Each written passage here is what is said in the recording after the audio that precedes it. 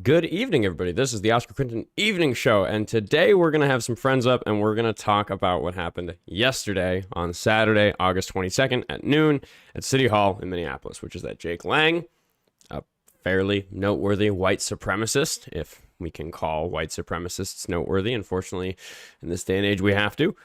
He came to City Hall, drove a car down the sidewalk. There was some chaos and some violence. Some vigilante justice, perhaps, from some local superheroes. But I'm starting tonight's show off. I just sent a link to Andrew Mercado to join the show, so hopefully we'll be able to get him sound checked quickly. He's actually live streaming at the moment. He's going to kind of crossover live stream with me for a second. And he and I are just going to go over some of our own perspectives on it a little bit. But throughout the evening, we are going to be bringing a couple of other individuals who were there yesterday. He just texted me that he's about to join, so he'll be in here in just a second. But we're going to hear from the likes of Dr. Dankenstein, friend of the show, as well as some other people that I know not as well as somebody like Dr. Dankenstein or Andrew Mercado, but some other people who were physically present yesterday, and we're going to talk about what we think about it. Chat says camera settings look good, fantastic. Andrew Mercado won't be able to compliment me on that because he's seeing like a dummy camera that looks terrible, but you guys are seeing the new camera that looks excellent. Hello Snake, hello Tavi, hello Aussie Kitty, hello Canadian Vicky, hello Hex, hello quick TLDR on Andrew. Yeah, while we're waiting for him to join, Andrew Mercado is another I consider myself more of a commentator and an activist. He's more of a journalist, but we exist in a very similar space here as on the ground independent journalists in Minneapolis. He live streamed every day of Metro Surge, going out and observing ICE and responding to community action when things happened, like the deaths of Renee Good and Alex Preddy. I say every day. I think it was something like 55 out of 60 days or something like that, or some crazy live streaming streak of just going every single day and doing it. So he knows better than just about anybody else I can think of in the content creation space what happened here during Metro Surge. He also has a bunch of experience with some other crazy stuff, covering other things. The guy went to Ukraine to cover the front lines of the war in Ukraine. He has some military experience that made him the right man for that job, and he's done some pretty incredible content about that and some other things that have happened in the country lately. He's been out at Delaney Hall in New Jersey with people like Ian Austin, who's also been on the evening show. So he puts me to shame in terms of the independent journalism around the protest space in Minneapolis. He's somebody that I have really looked up to in terms of the way that I try to behave when I have a camera out there on the street. So it's been really, really cool to get to know him and kind of start to call him a friend throughout this whole thing, because we've met some interesting people along the way, and the goal tonight is to just kind of talk out what happened yesterday with some of the people that I've met along the way. And actually, I think we have one or two guests scheduled who I haven't shook hands with before. Some people who I've seen plenty but haven't had the introduction with, so we're going to do a little bit of that. But the broad strokes here, while we wait for Andrew to join, I'll just say personally that the goals for me yesterday, to reiterate, because I know many of my audience members have heard me say this in the last 24 hours, we wanted to make Jake Lang look like a bitch, which isn't hard, and I think we succeeded at that. And more importantly, we wanted to take him off the streets. And it's been a little unclear exactly how successful that's been, because he has been arrested. He is currently in custody, and he has a bail hearing tomorrow, Monday morning, that I know Law of the Wild will be attending. So maybe we'll get some details from him early on when we do the morning show tomorrow. And I want Jake Lang to stop being a free person, because I don't know. I feel like if I committed as many assaults as him, they'd stop letting me go. And they keep fucking letting him go. And that to me kind of reeks of some preferential treatment from the government when it comes to right-wingers. Because I just cannot imagine anybody from the left doing what he did yesterday, driving a vehicle. Well, he wasn't driving a vehicle. He was riding in a vehicle, being driven by one of his cronies, one of his associates, down a city sidewalk.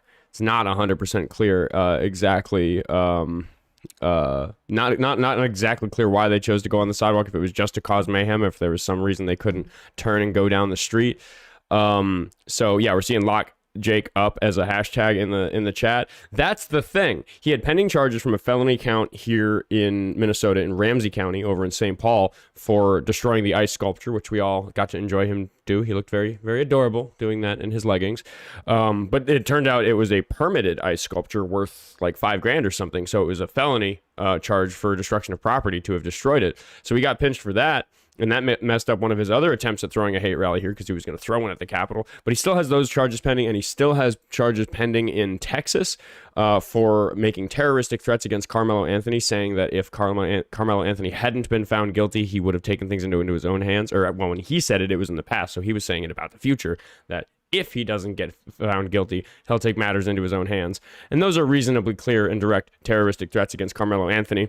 And Texas didn't take kindly to that, banned him from the state, put an ankle monitor on him, and had some conditions of release, which, as I understand, it's a little up in the air right now whether or not what he did yesterday was a violation of his conditions of release. When I talked to Law of the Wild about it like 24 hours ago, he seemed to be under the understanding that any conditions of release in Texas or in Ramsey County here in Minnesota would have been violated by what he did yesterday, but I've since heard some conflicting information about that, so we'll probably hear more about that tomorrow, as well as we'll hear what the bail is for the charges that he has from yesterday, which are conspiracy to riot.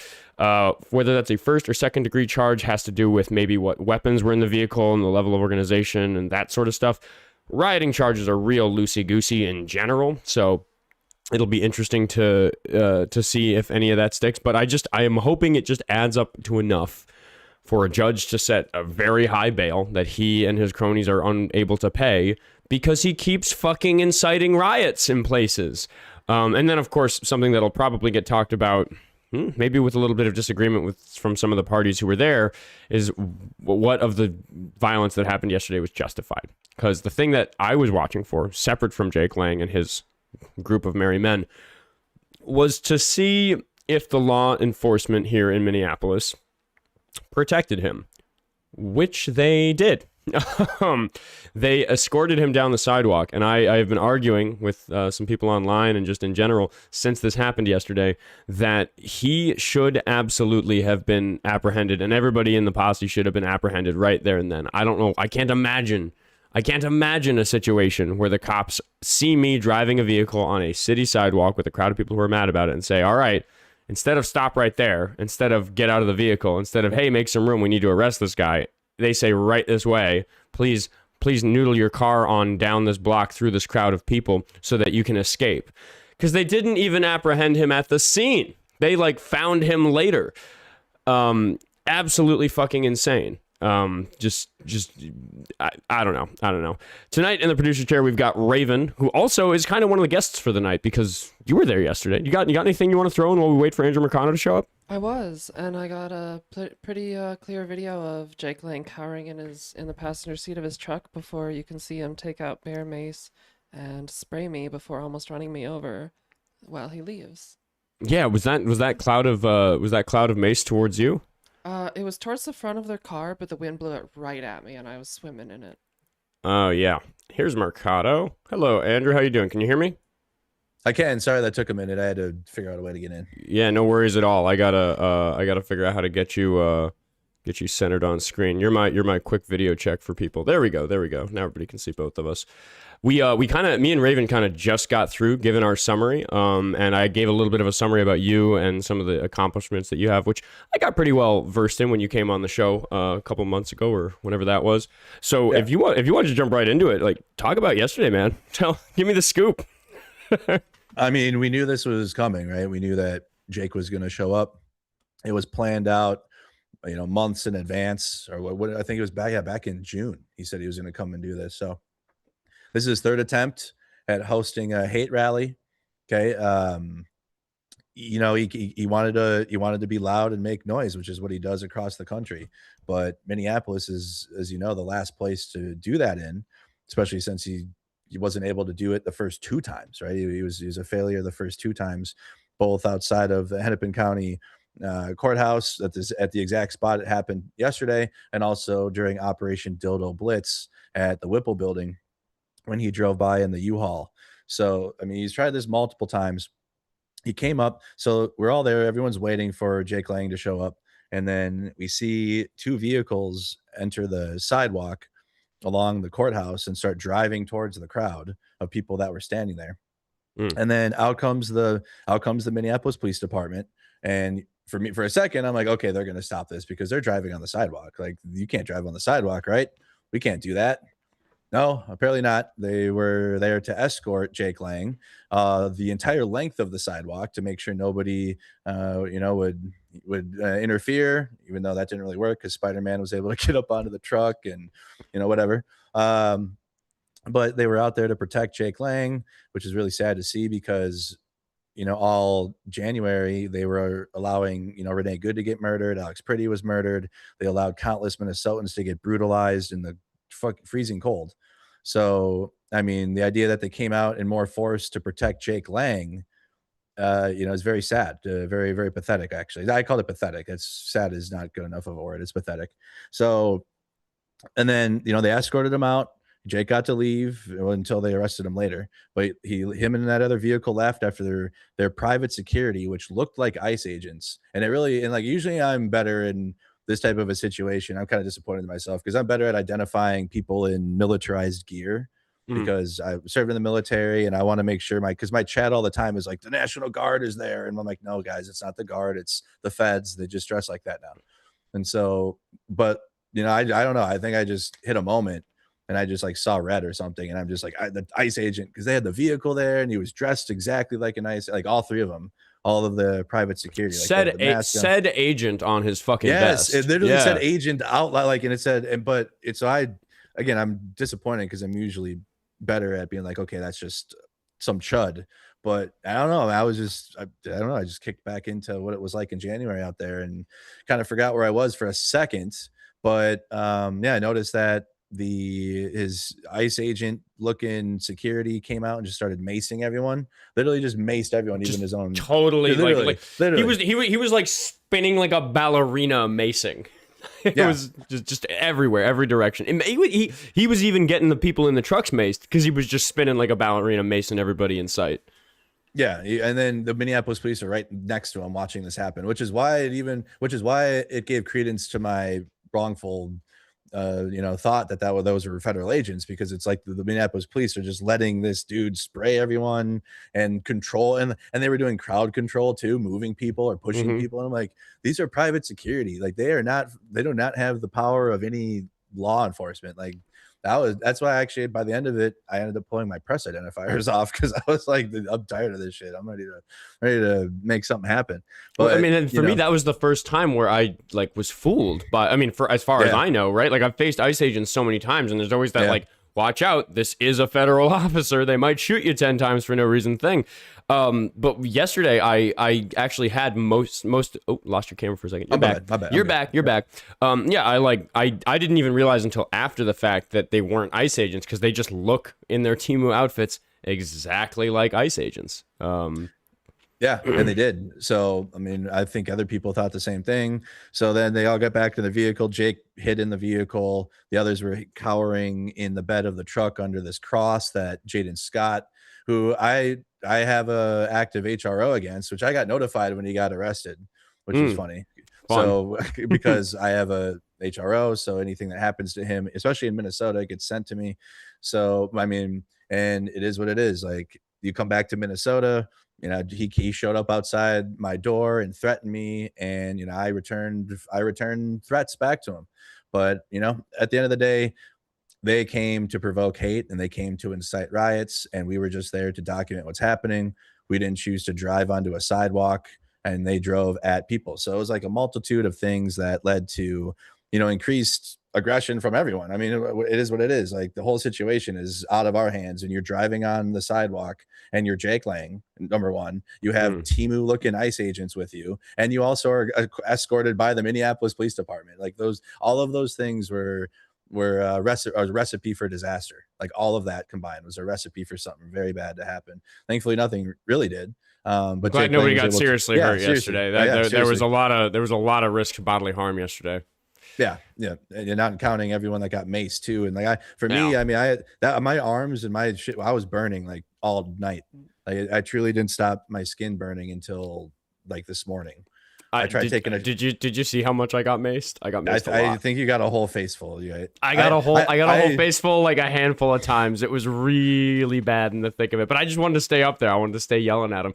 But it was kind of great. Yeah. I was like thankful for the first cloud of mist because when he did his first like little spin twirl macing everybody, I had that moment where like you can see it coming right towards your eyes. So I just battened down the hatches. I just like slammed everything on my face shut for a second, and I like felt it pass, and I took one little breath in, and I was like, all right, I can still breathe. And I looked around because I just opened my eyes after like shutting down for 5 or 10 seconds, and everybody was gone because he just maced everybody. So I was like, perfect. And I just walked up onto that concrete bench, which is where I ended up eye level with Jake Lang and Jaden Scott.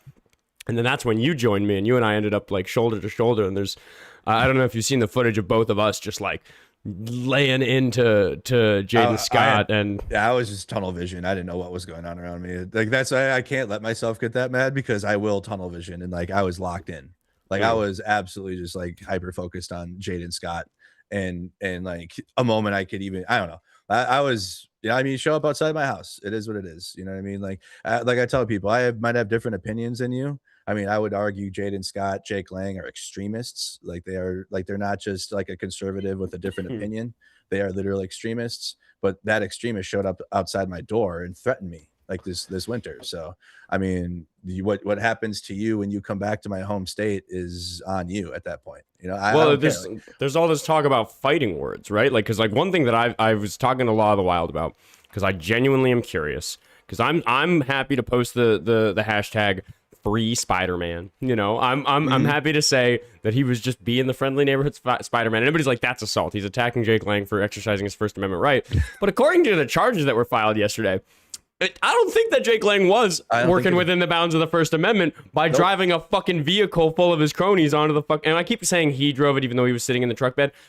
It's clear to anybody who is aware of the situation that this was an organized thing. This isn't a stranger's truck. There's no argument there. So when I say he drove a truck, I meant he orchestrated a truck being driven on the fucking sidewalk. And I think you're allowed to apprehend a guy who's fucking doing that. In the same way that you're allowed to apprehend a person who you see snatch an old lady's purse, which is, you know, that's under the Spider-Man clause, which I just made up. But like we got that. Sounds like a fucking job for Spider-Man. So I'm perfectly happy to say on my show and on my platform, just in general, yeah, you know what? If you do that shit, somebody dressed as Spider-Man might start fucking throwing hands. And I think I was talking to Law of the Wild. He thinks there's an argument there as well, that if Jake Lang was already committing the crime with which he was charged, like people from the public trying to stop him from doing that is potentially covered under self-defense. It just gets really hairy with exactly how these things get defined. Can I mention the conversation we had prior with Law? No, copy. Never mind. Yeah, that one was private. I think the moment he turned the vehicle onto the sidewalk at the crowd, he lost his right to free speech. But again, you don't have to take our word for it. Just look at the charges: inciting for riot, like all of them. They all got inciting a riot. I had a debate with a chud today, not even on my own show, because I couldn't get anybody to call into my show today, but I went on somebody else. They're fucking afraid of me after yesterday. They're hiding. Yeah. They don't want to talk about it. They're going to run away for a little while. But I went on somebody else's live, and I was talking to a pretty noteworthy chud in the TikTok scene, and I got him to basically explain, like, juxtaposed against the Renee Good shooting, like, all right, like, if they did this and this and that, then maybe you would have been in your right to, like, shoot them if you were carrying or something like that. And I was like, all right.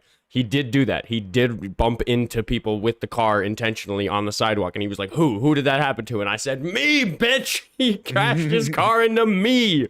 Because I was one of the first people who got to that bumper. And I was just in the moment, in the throes of it, so willing to just be like, oh, dude, catch a murder charge. Like, do it.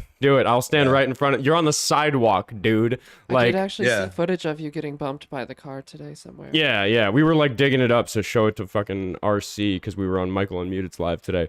But yeah, so I mean, it sounds like you and I are mostly on the same page. Fuck those Nazis. What they did was illegal. We don't have to be fucking babies about it. It's not.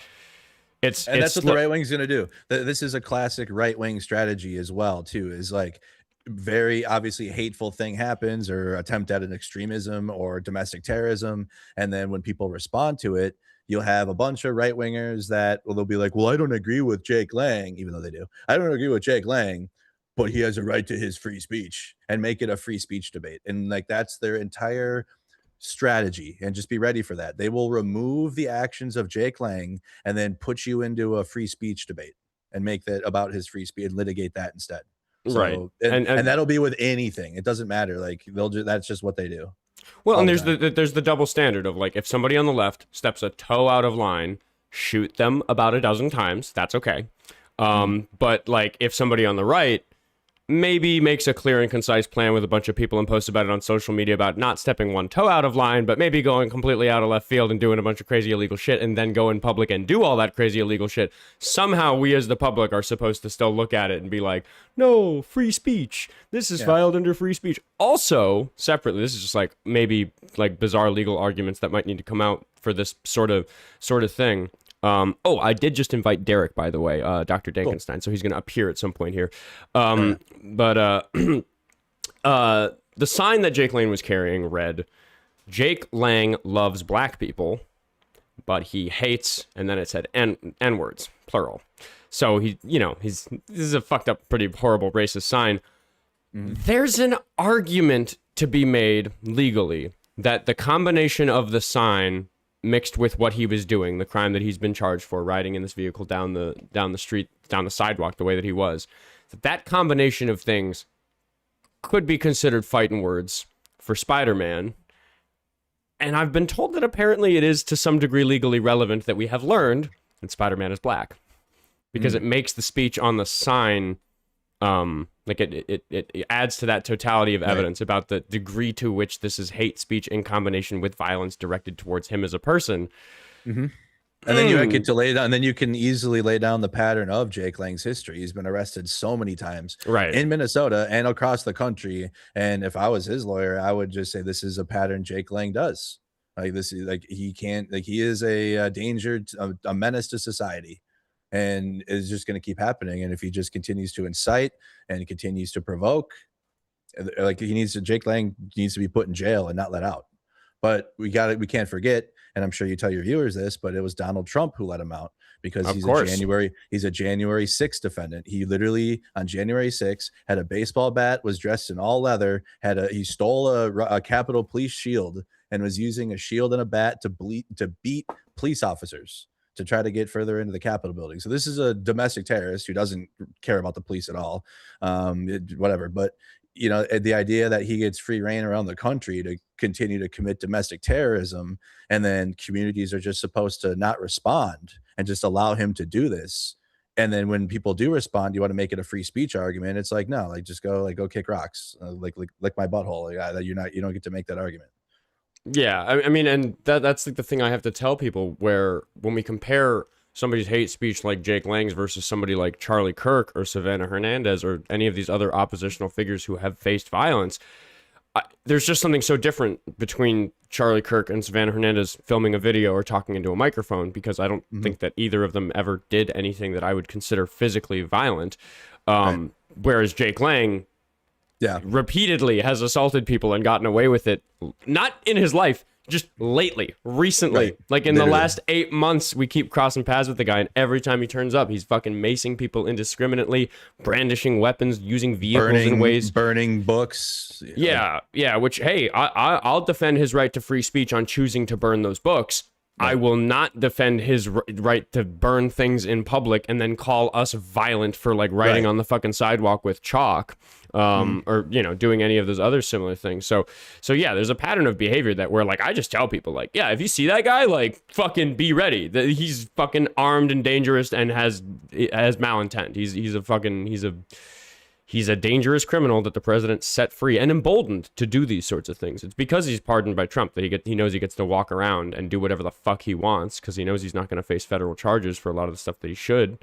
So we'll see if the state charges stick, because it's, I mean, I just want him fucking locked up so that people learn that you can't just go fucking like drive trucks on sidewalks throwing hate rallies and shit. Like it'd be like I don't know, I try to do a metaphor. If I were to go to the reddest red county in Minnesota, where they just Trump, like they love Trump, and I don't even at just a minimum go there and just start screaming about how I love Joe Biden or something.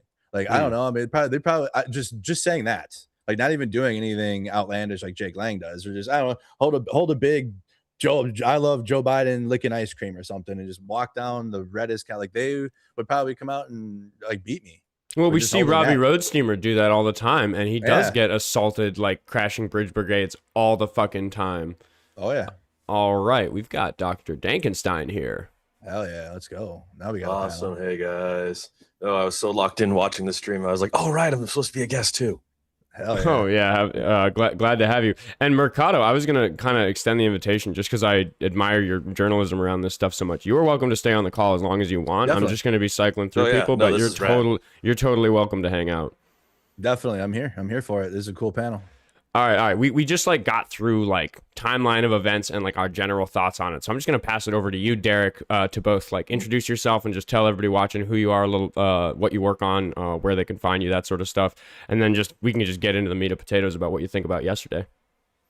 Yeah, I'm Dr. Dankenstein on Instagram. My name is Derek. I'm a local comedian, I guess. And yeah, and I suppose I'm as real of a journalist as Nick Shirley is.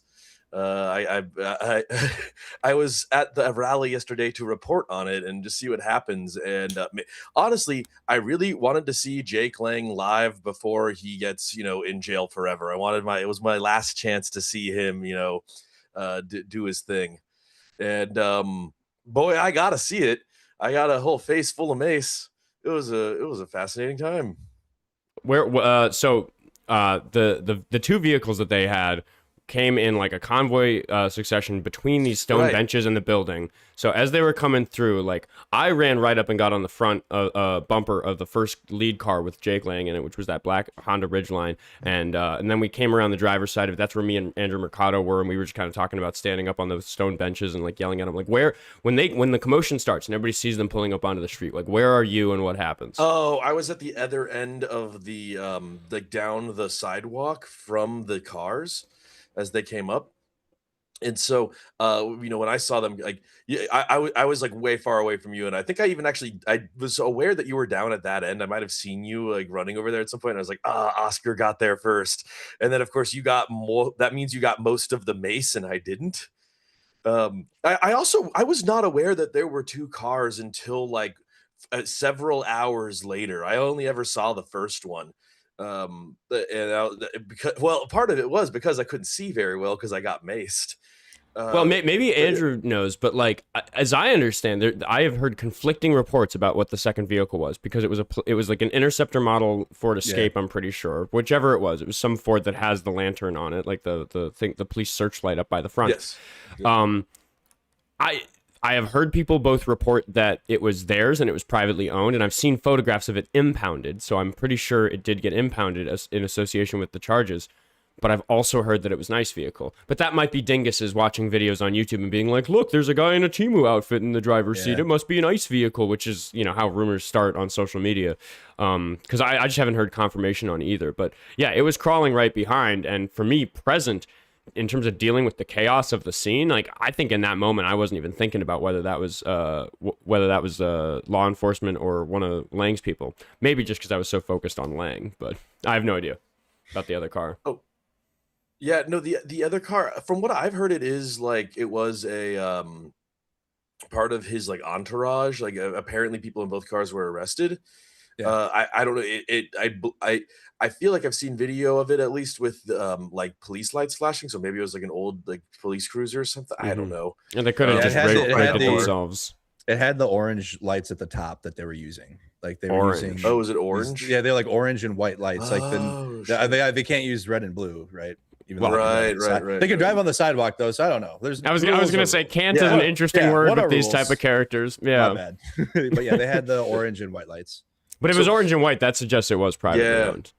No, but what happened with me was like, so I was with the whole crowd running down towards where his car was, and I saw him for like a split second, and then like it was like the mace was already so distributed in the air by the time I got there that like we couldn't see it. Everyone just all of a sudden starts coughing, and I'm like, oh great, because I've been maced before once for like security guard training. I used to be a security guard for just a little bit. It was really stupid, but I got to do the training where I got maced. I also inhaled it once when my little brother decided to try putting like pepper spray on crackers when we were in high school to see if it would taste peppery, and it did.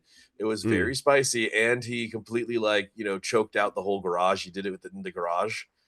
So I learned that, and that's how I learned it aerosolizes. But so I was hit before, like so. When I got hit with the spray, I thought like, oh great, there goes like the next like half hour, and then it turned out like within like 10 seconds I was like able to get my eyes open again, and I'm like, oh, that's not. It wasn't. I don't know if it was like expired or if I just got like a very small dose or adrenaline can do that too. I mean, I was slamming my eyes open through like direct blasts. You know when you get a direct blast and you can like feel the jet stream of the liquid like hitting your eyeball. I had that a couple of times. Like I really got hit, and I was still just so amped in the moment that I was able to see. But because then once the adrenaline starts wearing off, then it starts being really hard to keep your eyes open. Yeah, it comes back so fast when you start like chilling out right after. No, it definitely changed me from just being like, hey, we're here to mess with this guy, to be like, okay, fuck this guy. Like it instantly made me so angry. And so I immediately started standing in front of the car to be like, no, you don't get to just drive away. We're going to stay here until the cops arrest you, because all the cops started coming out. And I assumed that they were just going to like haul them out of the cars and into the town hall, and that would be the end of it. And then of course, they're just escorting them away. Like, okay, I do have a lot of footage of me yelling at the cops, like, why are you not arresting them? And of course, they don't respond back to you. Their whole thing is not to respond.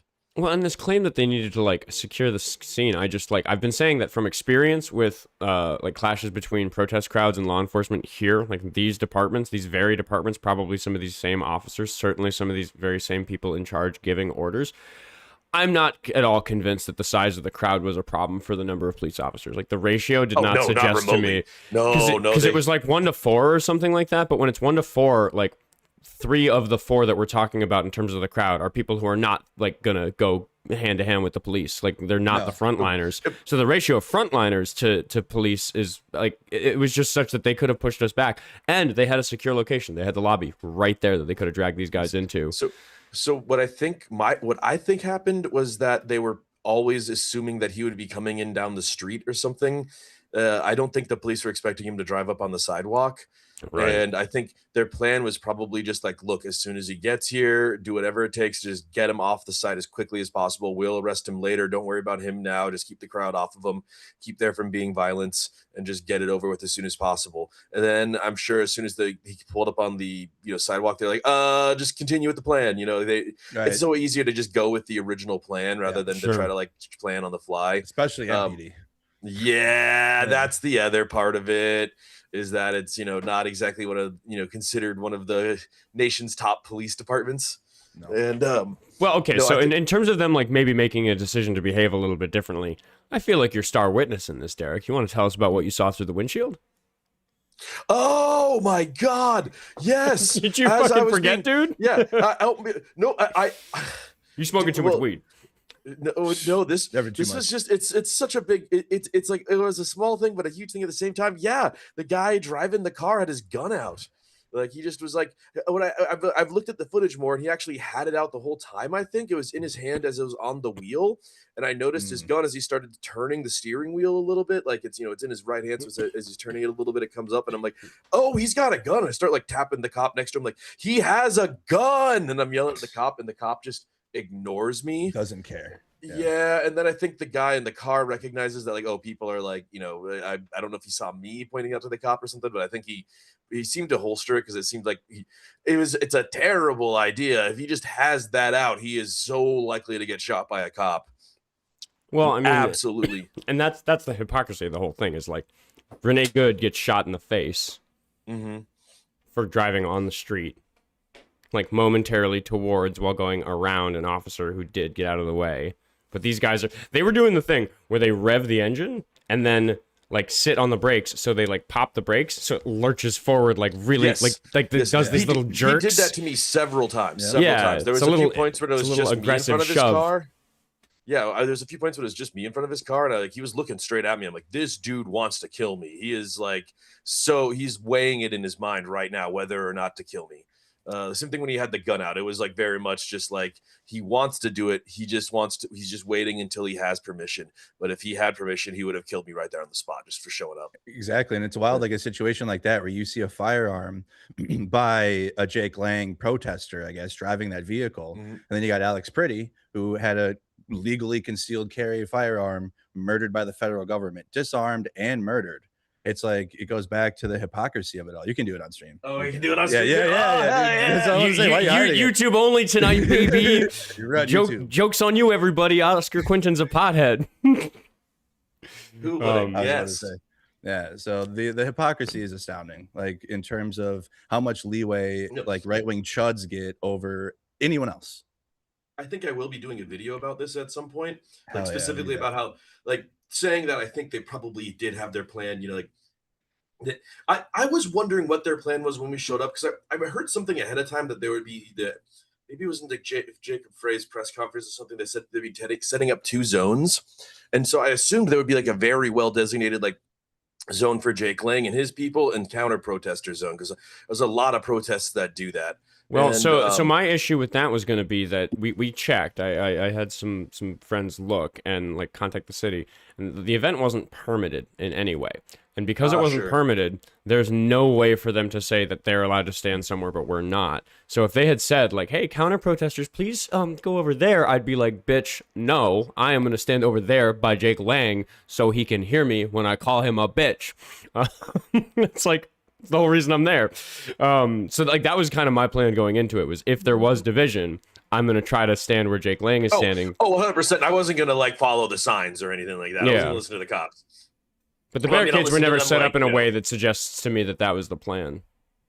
No, I was wondering what their plan really was. Like I can only imagine they were expecting him to just stay on the street with the way they had like so they had barricades set up just like on the corner, like the edges of Between the sidewalk and the street. Yeah, the sidewalk and the street basically. So you could still walk through the sidewalk, but basically the barricades were set up in a way that made it harder to jaywalk, which is maybe what they were after if they expected Jake Lang to go down the street. So that was maybe the plan. Because like, to throw MPD a bone, their use of force with the crowd was not terrible. Their crowd management was not they did the that, worst. I've seen a lot of really fucked up treatment of protest crowds by MPD. Yesterday doesn't really rank. They like it's shitty what they were doing. It's shitty that they were protecting Jake Lang. It's shitty that they weren't apprehending this like caravan of fucking criminals going down the sidewalk. But like the way they actually handled everybody didn't like raise any terrible red flags for me. I don't think any of the mace was from them, but I'm not sure. No, I don't think so either. Yeah, I don't think so. I think it was just the private security, just Right. especially that first guy that just came out spraying Yeah. everybody. Okay, wait. They're asking us in the chat what we told him. What kind of things were you yelling, Mercado? Oh, so in like a video game, you know, in like Minecraft. In Minecraft, what were you yelling in Minecraft? I was yelling, hey, you know, this would be the end of you, Jaden Scott. This is it. This is your final moment in Minecraft, though, of course. I'm glad I got to because I have a gaming stream. I have Mercado Gaming, so yeah. you know, in that Minecraft we do that sometimes. You and Jaden Scott are really rivals on that gaming. Yeah. You know, rivals, Minecraft yeah, rivals. yeah, for sure. I told Jake Lang that when he goes to federal prison, they're gonna butt fuck his skull holes. Wow, let's go. And he heard me. I think and I think you might have been the distraction to then allow Spider-Man to just fly in. Dude, when you and you and I were up on the concrete benches, Jaden Scott and Jake Lang were fucking locked in on you and me. You were fucking going in on Jaden Scott and like in an X pattern because in our field of view, Jake Lang is to the right. I'm like looking at him and I'm yelling crazy shit at him. I don't remember what. We're gonna fucking hang you for treason, that type of shit. You're gonna get tried, dude. Like, you know, the next administration isn't gonna protect you. You're going back to prison. You're gonna fucking die in prison. Just like all the craziest shit that I discussed with a lawyer about exactly how I could word some things. So I didn't say that in Minecraft. I said that in real life. But nice. Because you're allowed to tell somebody that they're going to get their face holes skull fucked in prison when they go to federal prison. That's protected speech. That's what the founding fathers had in mind. I did not confer with lawyers beforehand. I was just kind of sending it. I had a Yeah, no. Raven, do we have any of the handouts that we had in studio? Oh, I forgot mine. Like I forgot mine at the bar. Oh, is this one? Wait, hold on. This is the one that was. This is the one that was in my back pocket. So we'll see if it opens because it got all wet. Oh, it's staved. But yeah, we had my team had like nice like know your rights handouts for this exact sorts of things that are protected speech. Because yeah, you're allowed to say some wildly mean shit. I didn't need to use any slurs. I've heard people. Right.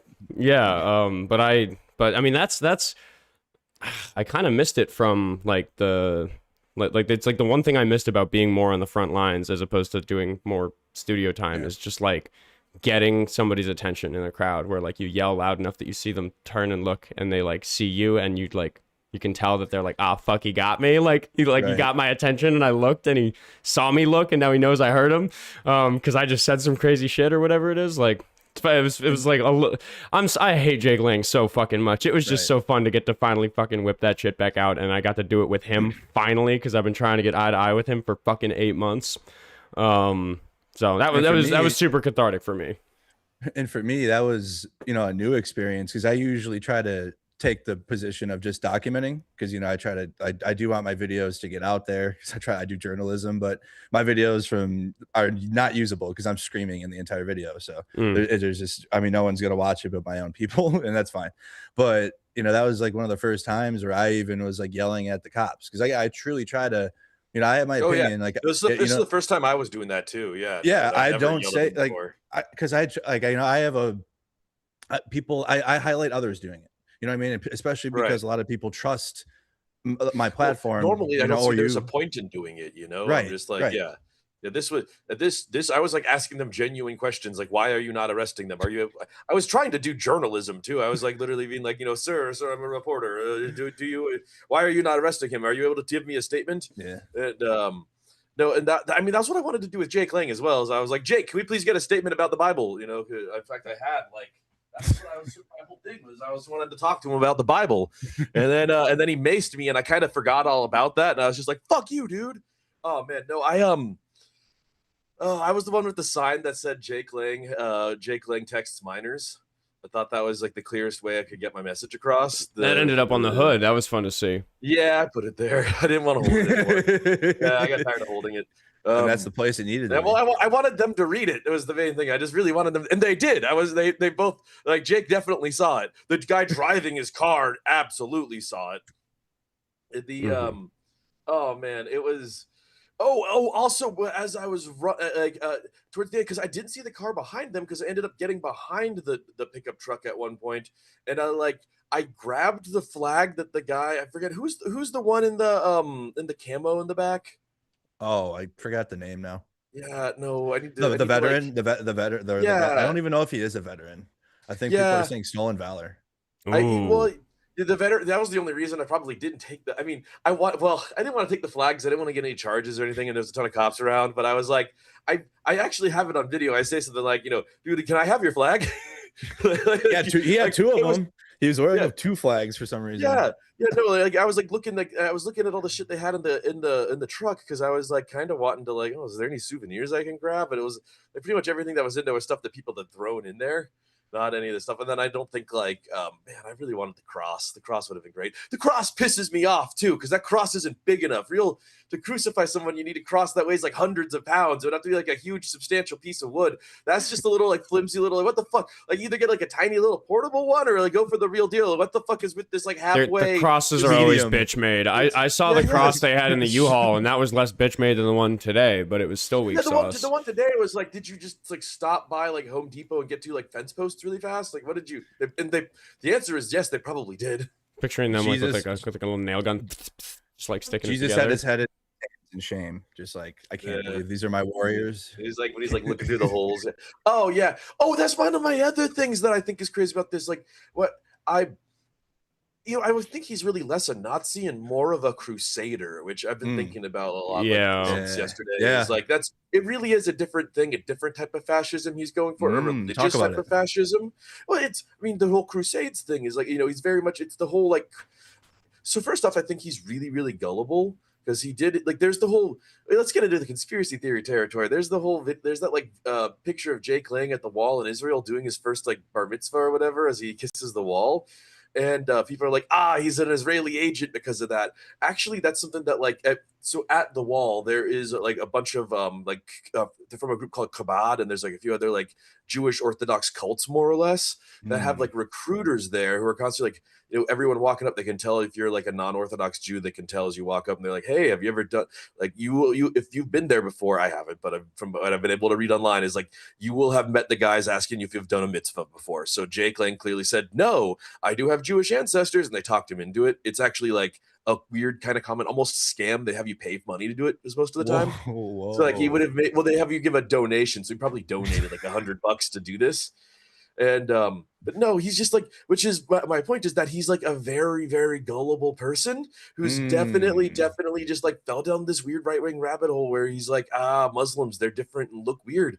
I want to get them away from me. That's just, it's like a weird, just racist reaction that he has, that he's then decided to like put on Christianity. It's why? I mean, obviously it's Christianity because it's the religion he was born with, but he's got the whole like Christ is king fascist version of Christianity. Yeah. It's not about like, it plays well into conservative bases, like Yes. that I'm sure Oscar talks about it all the time on his show about that evangelical connection to MAGA and that whole energy with it. If we're gonna go from the fascism playbook, it's just another tool in the toolbox to control people. So there's a flavor of chud that is best controlled by religion, and so you just end up with this like more religious zealot. Jake Lang.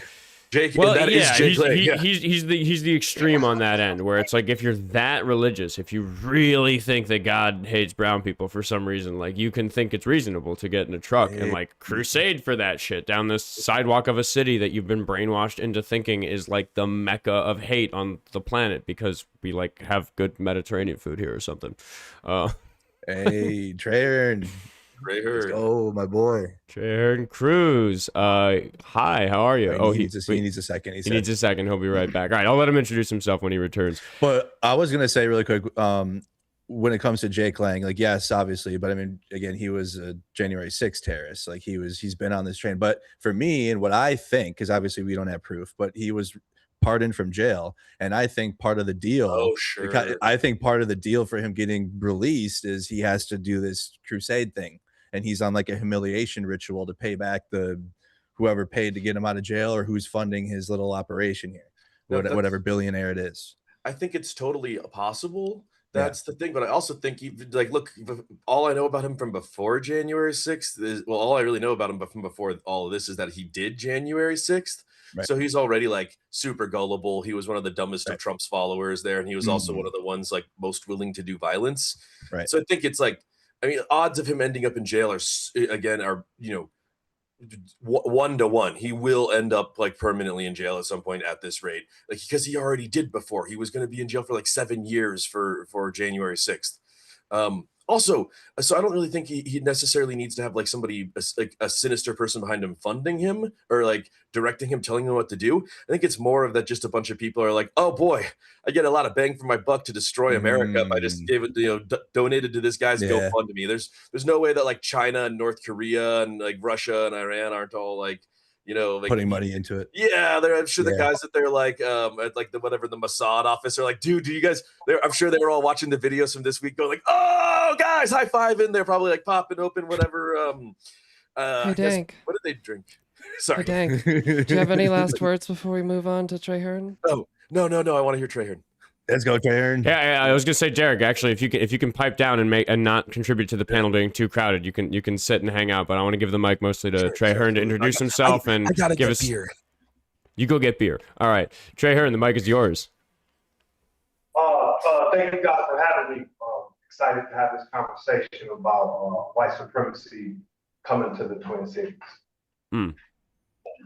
Why don't you just give us a little bit of background? I know we've seen each other a few times. I don't know if I've ever shook your hand. I'm Oscar, if you don't know me. But I know you've done a lot of work with Black Lives Matter. You're a founder, right? Or here in Minnesota? Co-founder of Black Lives Minnesota chapter, with my Monique Kohler-Doty, who was also participated in yesterday's action. And we just Sorry, go ahead. what were you gonna say? What did you have a question? Oh, sorry. We're just having a little bit of a connection issue. It's there might be a little bit of a delay here. We've gone over a lot of what happened yesterday. Just like we've gone through the chain of events and exactly what Jake Lang did and some of the charges around it and some of the legal questions. But I'm mostly just interested in your perspective on what you showed up, I guess, hoping might happen yesterday and how you think about how it all went down. I was really proud of the Minnesotans that showed up to challenge white supremacy in St. Paul and challenge Jake Lang's message. I think even with all that happened, I still think the messaging gets lost. It was called a in rally, referring to Black people, and that's a derogatory term used towards Black people that Black people don't like. It also goes into treating us as 3/5 of a human being. So I was happy to see community members show up and say that they don't accept this type of behavior coming to the Twin Cities. According to the Department of Justice, shows that anti-Black and African-American bias incidents consistently comprise the largest single category of race-based hate crimes in the United States. So with us, when we hear Jake Lang use this type of terminology, first it starts off as hate speech, then the speech becomes policy, and then policy gets implemented, and then you see what happens. And then once that policy is implemented, we see what happens to when Derek Chauvin kills George Floyd, or what happens to Amir Rock, or housing discrimination, or employment discrimination, or even education discrimination. So anti-racism starts out as words, but then it turns into policies, and then it turns into violence, and then it also can lead to death.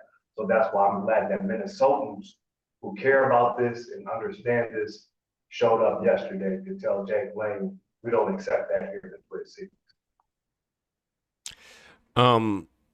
How do you feel about the way that local law enforcement handled his presence yesterday? Again, I think it all goes back to anti-Blackness, and anti-Blackness being written into the statutes and codes of Minnesota's policies and procedures and legislative processes. I think the city of Minneapolis, again, has practiced anti-Blackness since its inception. Minneapolis is in Hennepin County. Hennepin County is named after Father Hennepin, who murdered indigenous people. So again, so Minneapolis is also under a consent decree that was eliminated by the federal government, Trump's administration, but there's still the consent decree here with the Minnesota Department of Human Rights. So I think what happened yesterday definitely violated the consent decree that is that the state of Minnesota has with the city of Minneapolis. They didn't protect Black people. They didn't protect the residents. They escorted a white supremacist who was preaching hate, and they pepper sprayed the crowd. The vehicle could be used as a weapon, and Mayor Frey and the city of Minneapolis are complicit with that. They guided him. They protected him. We don't know if it was the Minneapolis police pepper spraying protesters or if it was Jake Lang's people, but they were all as one together, practicing white supremacy against people here in the city, in the Twin Cities, and we want to address it. Yeah, I mean, I was personally really horrified to see so many instances of the officers just having their backs to them as though they weren't the criminals there. They were facing the public. They had their weapons turned to the public. They had their attention on us.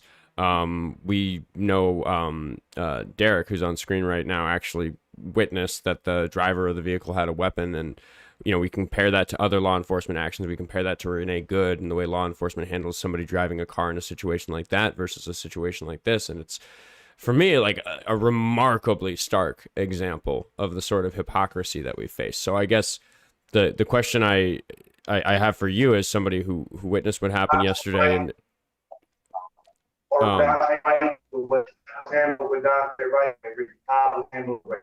Orlando Castile was handled. The list goes on and on. But yes, I thank you for making that comment. Sorry, the connection was a little bad at the beginning there. Could you repeat that? I was just saying other people who were driving and killed while driving while black, and were trying to get away. And Philando Castile, who were not trying to run over peaceful protesters. They were just trying to make it home. And Jake Lane was running over people driving on the sidewalk and pepper spraying people. And he made it to where he was trying to go. So a stark difference in the way law enforcement treats Jake Lane as opposed to Minnesota, regular Minnesota. Yeah, I mean, absolutely, and it leads me to the question of like, what do we do with a day like yesterday? Like, what's to come for us as a community? Like, how do we demand change around something like yesterday being allowed to happen on the streets of our city? I know a lot of people are going to seek some lawyers and things like that, but also I think we just need a change in leadership in Minneapolis. I believe Mayor Frey has a lot of blood on his hands right now, whether it's Amir Locke, George Floyd, and even just the way things are being handled over there. I think Minneapolis residents need to decide if it's time for a change. And I think definitely. And I think we need more legislation like anti-Black hate crime legislation to address some of the Jake Lanes and a lot of the anti-Blackness that is permeating, coming from the right, but not just talk, but being implemented as policy. So first it starts as talk, then you're voting right there, etc. Yeah, I guess for me, a lot of people are fed up with the idea of like a policy change addressing this. So like, as somebody who does so much community organizing, what's your advice to the average person who's witnessed all of this happening and wants to be involved? You can go to Black Lives Matter Minnesota, blacklivesmattermn.com and sign up to volunteer. But also, when you know these actions are taking place, come and get involved. Your presence is needed. And the best way to create change is to get in the streets. And that's what we've done since 2015 here. And it's been very effective since when I first started organizing. I lived in St. Paul. St. Paul was a conservative city. Even though it was a Democrat, it was still conservative, but the Democrat Party at that time was very conservative. And I think the movement around has been able to move the party into a direction that most Minnesotans feel comfortable with, and making sure wages are increasing with inflation, making sure rent is affordable, and addressing reparatory justice and police accountability. A lot of that work has started here on the ground and made its way into our government. But right now, it can't, like you just said, it can't just talk about policy change. It has to be actual leadership change. And I think, again, going back to some of the phrase of our current mayor's decision to stand lock arms with Jake Lane was a big mistake, and I think he should be sorry for that. Yeah, I tell people constantly that the least I can ask of somebody in the public is just show up. If you get out there, like if you make the bare minimum step of showing up to some community action around one of these issues that you might care about. Obviously, I can say that might be the gateway drug to getting more involved in that, but it matters how many people show up to these things in terms of demonstrating to the powers that be what the people want. Unless you have anything else, really, yeah, go ahead. There's a lot of opportunities coming up this week. I believe tomorrow there'll be a press conference addressing this situation. I know this Saturday, BLM Minnesota has its annual rally, Black Fair Rally, and we'll be gathering at Hamlin Park around 11 a.m. For that one to address ICE out of our communities and reparations. Yeah, that's I'm always trying to keep an eye on the press releases, and I try to push out the things that I I mean, for me with my platform, it's hard to decide like where to send people's attention, but I'm going to be watching this closely because I think this is a case that we need to understand how this is going to affect the next thing that happens, how this is going to affect the next time some group like this wants to come to somebody's city and do something like this. Unless you have anything really serious to shout out, I'm going to let you go and move on to the next guest for the night. But I really appreciate your time, and I look forward to shaking your hand at the next one. I appreciate you. Thanks for having us. I'll see you soon. All right, peace. PLO. Okay. Yeah, Trahern's good shit. Yeah. Shame we were dealing with a little bit of a poor connection there. Yeah. Oh, there we go. You're Okay. unmuted, Derek, if you were muted there for a second. Yeah, Trahern, never met you before. What's up, dude? Cool guy. Yeah, he was there. Did he already leave, crud? Yeah, we did. Yeah, he did. Sorry. Oh my god, I had the would've- actual stream playing, and I was like, so it's like 15 seconds behind, and I was like, Oh, copy. I would have Yeah. opened it to a more general discussion. It's just we were dealing with a delay, so I had to go interview style with Yeah, I that figured. one, or else it wouldn't have flowed. So Exactly. appreciate you guys sitting that one out. We do have Sam Opal Bowman, who is running as a write-in Oh! candidate for Hey, governor let's of go. Chance to Minnesota. talk to them. Yeah. Yeah, so they will it's- be here any moment, and they're the next guest for the night. And I think we can probably, assuming connection is not an issue. Yeah, just hand it off to us whenever you're driving. I told my chat you're driving this train right now. So. Well, I told love my it. viewers that tonight we're just like mostly hanging out. It's like friendlies who were there yesterday, so I had to slip back into formal show host for a second there just because the delay is a nightmare for a live conversation. But we're chilling. If the host is smoking a joint, it's a chill stream. All right. It's a That chill lighter right stream. Damn right. Raven, I do does that every stream. do we have the invite sent, right? Invite is sent. Fantastic. Not the only gubernatorial candidate spotted on the streets of Minnesota yesterday. Yes, I was wanting to talk about this. Yeah. I'll let you take that topic until Sam shows up. Oh my god. Yep. You guys, we know him. We all love him. Well, no, we don't. Tom Evanstad was there. Evanstead? Or no, Stad. Stad, yeah. Not that it Oh my matters. She's a God. fucking convicted rapist. Yes. Fuck 'em. And he's out there trying to like, I tried pulling up, bringing it up to him a couple of times, like, and he, of course, he's not mentally capable of getting it, but being like, dude, you can't be calling out other people for rape when you're also a rapist. Like, that's not how it works. You lost the ability to do that when you got convicted for being a rapist. And he's, Right. That's He their was- way. he was trying to, so he was standing the little alcove that with the ladder on it in front of City Hall where Jake Lang was last time. He was standing there saying that he was like trying to prevent, it's like, this white boy is holding this space so Jake Lang can't get in here. And he uploaded a video of Jake Lang driving by. He stood there the whole time and was just yelling insults out at Jake Lang. And then he got beat up afterwards. I think I kinda left. I think pretty- he's just yeah. Everybody got Go their, ahead, they got a little teased by Jake Lang's drive by, and then they didn't have anyone to be angry at. But so when Tom Evanstad was outed in the crowd as ops, it was that sort of crowd momentum thing that happens where there's like 5 people like following him, and then 5 people notice those 5, so now it's 10, and then 10 people notice those 10, and suddenly the whole crowd starts moving towards him. So I actually got in there and just like made myself big and was like, let's not dismember Tom Evanstad. Like let's maybe not do that. And some people actually got up in my face about that for stepping in, but I don't know. Look, Tom Evanstad, there's no good reason to dismember Tom Evanstad yesterday. He's not harmless. I'm not defending the guy. He's a fucking problem. What But, happens in a this dark is alley is the none of sad my part. business. But let's Yeah, not beat up it- Tom Evanstad. Yeah, it's like, yeah. I'm not like terribly upset, but on principle. You're not supposed to. I just don't think a world in which Tom Evanstad got his ass kicked more yesterday than he did is a better world. I just feel like that makes problems for all of us. It distracts us from like the bigger, more powerful, problematic guys like Jake Lang.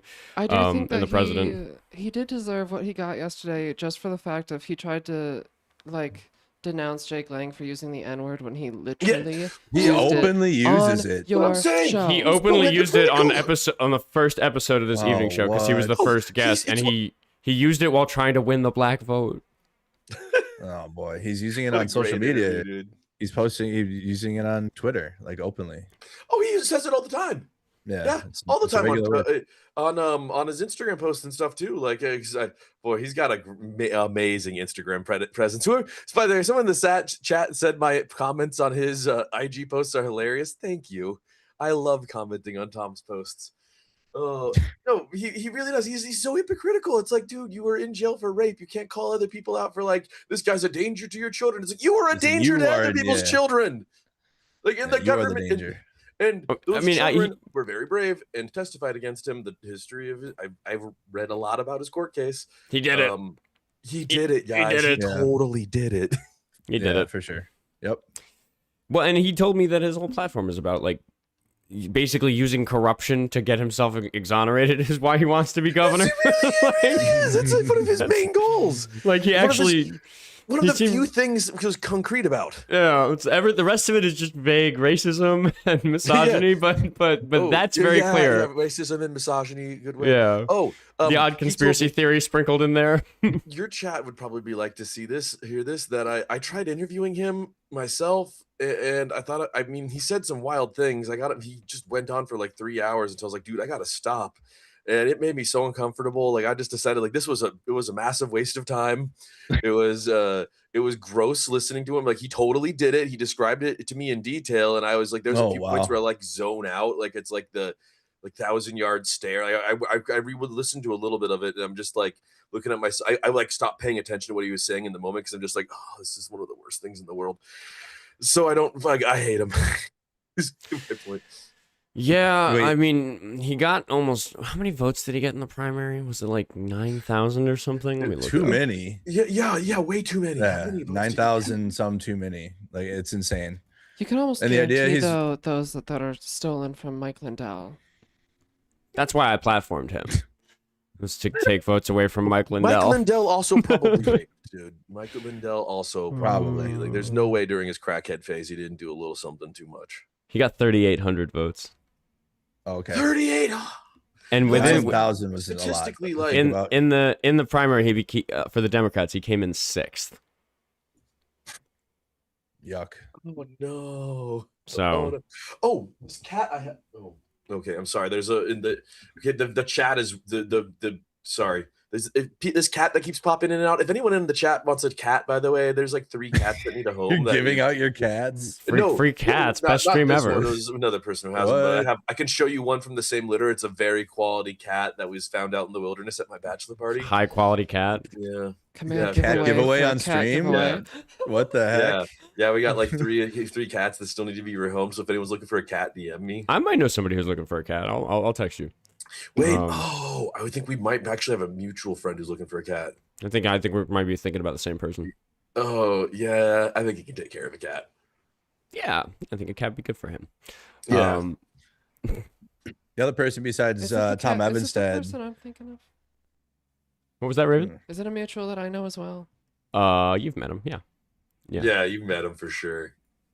Yeah. Anyway, who had a question? What was the next? Oh, no, I was just saying the other person besides Tom Evanstead that was there that got into a little bit of trouble with the police was Zach X. He cowered I didn't. The corner. I didn't see Zach X. Where was he? Well, he's tough to see over anyone to begin with, but he was in the corner, like at. What? There you go. I think he was. I think so. He was over in the corner over by the Minneapolis or over by the Hennepin County building. So he was on the other side of the protesters, on the protester side, and then he like hurdled 2 of the barricades and then hid in the corner behind MPD. And then he stepped close to me with his cell phone. I tried to grab his phone. I swiped out his phone. MAGA has a funny picture. MAGA has a really funny picture of me trying to grab his phone. And like whatever, LOL. But I tried to grab his shit, and the police grabbed him and put him back in. Because I mean, I'm on my side of the barrier, and then he tried to get closer and kind of step outside of where the police had him. And plus, I mean, he's a criminal, so, and I'm not. So that's just, it is what it is. So yeah, I mean, Go ahead. Zach X is just another one of those like actually dangerous walking around guys where like my advice is very different for somebody like him than some random Turning Point USA Right. correspondent. It's like no, that watch out. That's a criminal. That's a violent, dangerous person. And it is important to call out the Chudverse and like the amount of layers that there are to it, because yes, you're right. Like there are commentators or like a Savannah Hernandez, and like you know, you can go like she's just there literally for content. Like she's not gonna fight you or like try to literally like Zach X does or like Jake Lang. Jake Lang's group will. Jake Lang will just stand there. builder.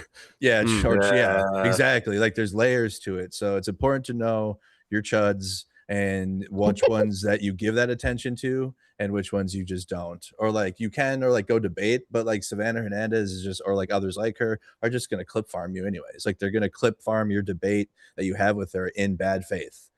Yeah. So it's like, you know, you can do it though, for sure. Like definitely, but don't give them like physical energy, right? Don't you just stand there and debate them or ignore them, right? When it comes to people like TPUSA journalists, etc. Well, it's like interesting being in both the activism space where I run into them in person or in the debate space where I run into certain people virtually, because I have this like Rolodex of like characters in the scene where it's like, all right, how much do I know about their talking points? Like, what do I know they're about? What do I know about their past crimes or whatever? And then like, how much have me and him like fucked with each other? Because there's like famous people in the debate scene that I just haven't crossed paths with, that I just like haven't had a debate with, who like are just random callers that I could have a debate with any random day. But the for each one of them, it's a whole different loadout of like how to deal with them, and the better educated I can become about them, the better I'm able to behave in a way that like exposes them for who they are, or like maintains some kind of safety if it's one of these in-person things. And like that's the sort of thing where like, as far as my classification of all the different chuds, Jake Lang is in the fucking wacky bin. There's like a dozen weirdos in the wacky bin who are just like uniquely bizarre, wacky but dangerous. Exactly. But like Tom Evanstad, wacky is, but dangerous. But like Jake is interestingly has like the social media aspect though. I think the truly dangerous ones are the ones who are just like building up their arsenals, you know, and like training out in the woods somewhere. The like, quiet ones, the lone wolves. Yeah, the ones like Jake Lang are the ones who like he wants the attention too. Like what he did yesterday was such an attention-seeking thing. Like I like what you called it before. The last one he did, Oscar, a mobile press conference.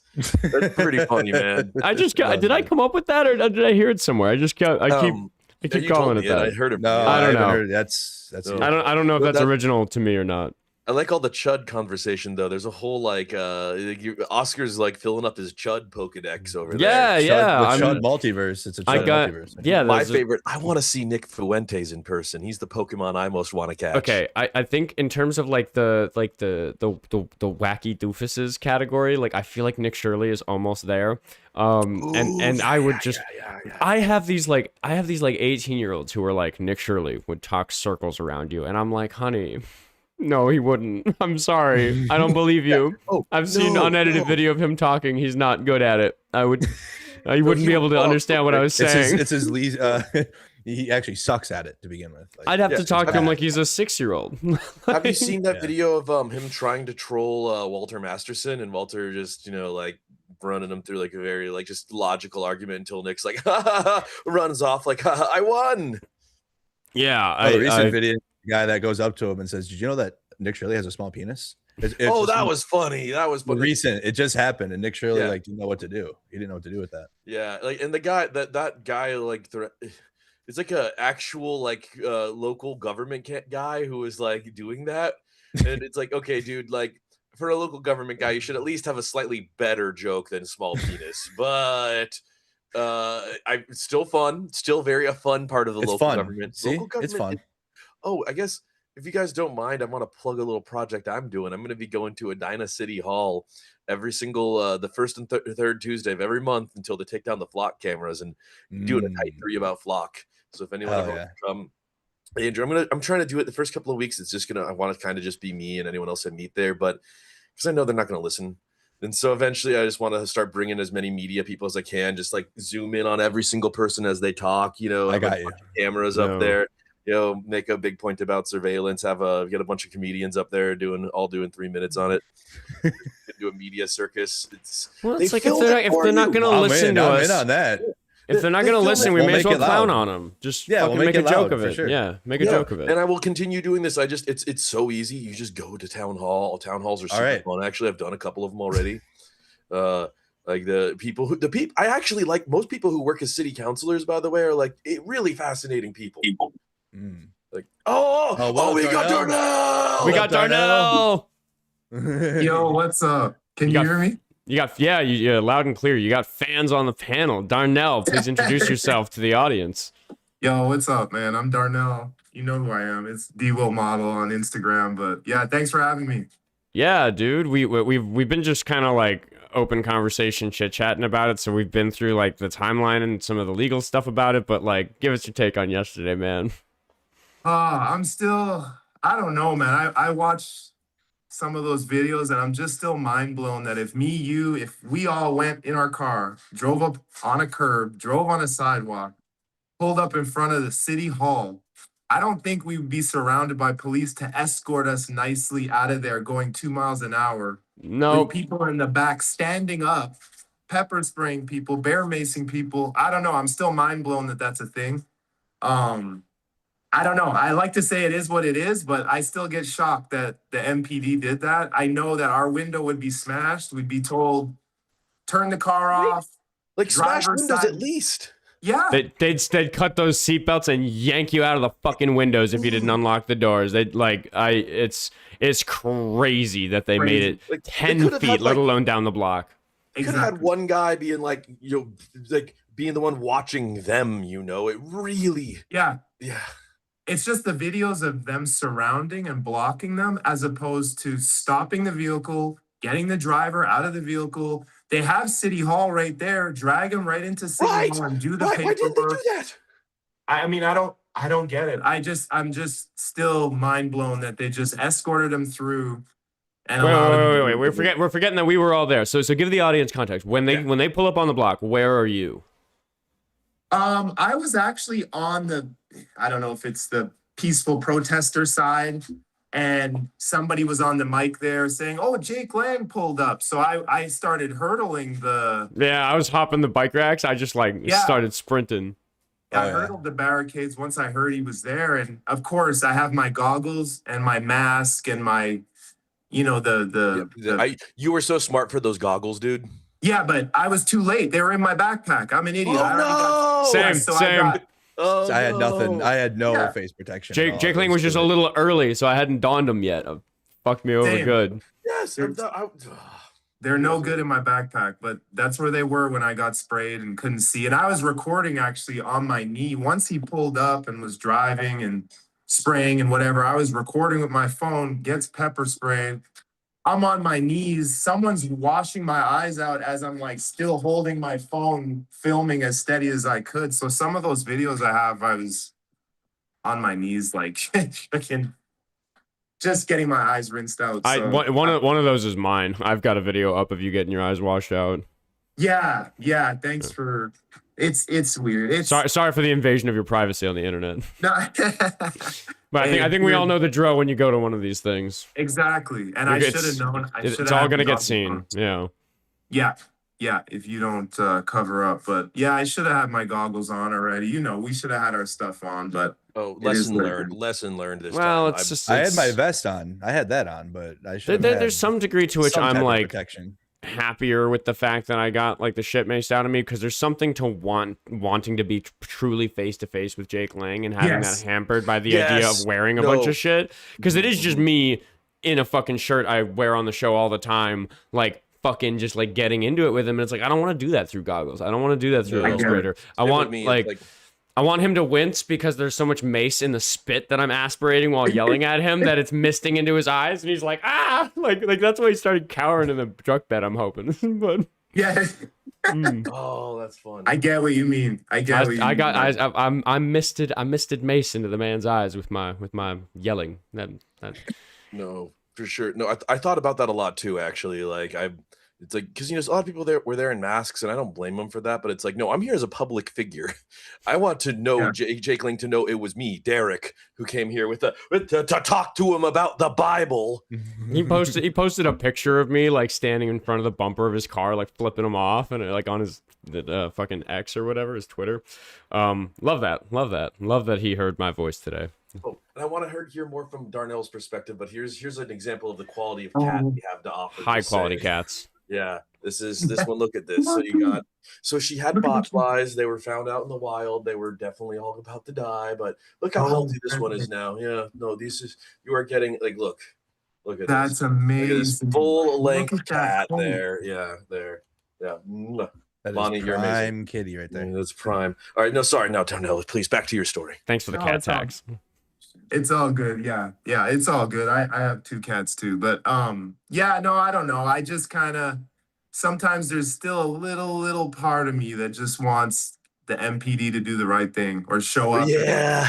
You see them and there's a little percentage in there somewhere. You're like, maybe they're gonna do what's right for this is the right time. There've been so many times like at the Whipple building where I've said to officers like, are you gonna arrest him for that? Like, what the fuck? Like, look at what that man is doing. Arrest him. I was expecting them to do the right thing too. I was just like, I know they weren't going to, but like part of me is still like expecting them. Yes. Opium's a hell of a drug, right? Yeah. Yeah, even at the Whipple when he came by with the U-Haul and lifted up the door of the U-Haul and was pepperballing people, paintballing people, spraying people, and all the cops were there. They all watched them all do it. The Hennepin County sheriffs, everybody watched them do it, and he drove right through. Off he went, and nothing happens. And you're just like, wow. Darnell, what did you think when you saw the private security? What did you think when you saw that right away? Oh, yesterday? Yeah, when you saw Jake Lang's private security and how they were dressed, and I mean, it's no surprise. It's all a show, and they buy all their stuff on Temu or whatever, Amazon, and they throw it on, and it's a show. I mean, I'm never shocked by also too unfortunately the background of some of those people. The color of their skin or what they unfortunately look like. You're disappointed altogether. I don't care who you are. Anybody who takes a little bit of money to show up and be part of that bozo clown show. I don't know. I think they were doing it for free. Yeah, exactly. Yeah, I think they were doing it pro bono. I think they were doing it for the love of the game. You're probably right. They want chud cred. They want like chud cred. They're trying to rank up in his pyramid scheme. Like grift money. Yeah. Mercado and Oskar were saying earlier that they were like they were kind of like just mentally thought they were ICE agents when they came out. I thought that was interesting because I didn't. I was immediately like, they are guys dressed like ICE agents, and one of them came up to me and tried shoving me, and I did. Don't tell no police anybody here, but tell me what happened in Minecraft. Tell me what happened in Minecraft. In Minecraft, I just have always had this dream of just pulling one of their masks down, so I tried it. Yeah, and then he looked at me like.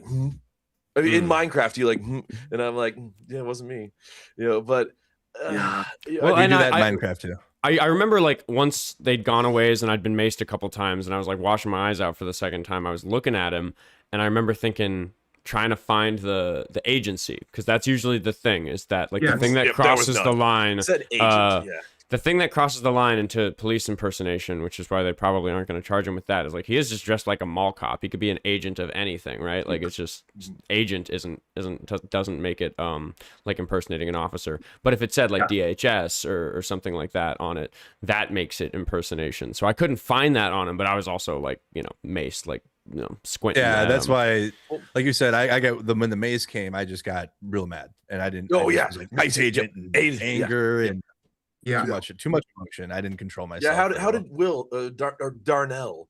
How did it how did that affect you when you got the macing? How was that?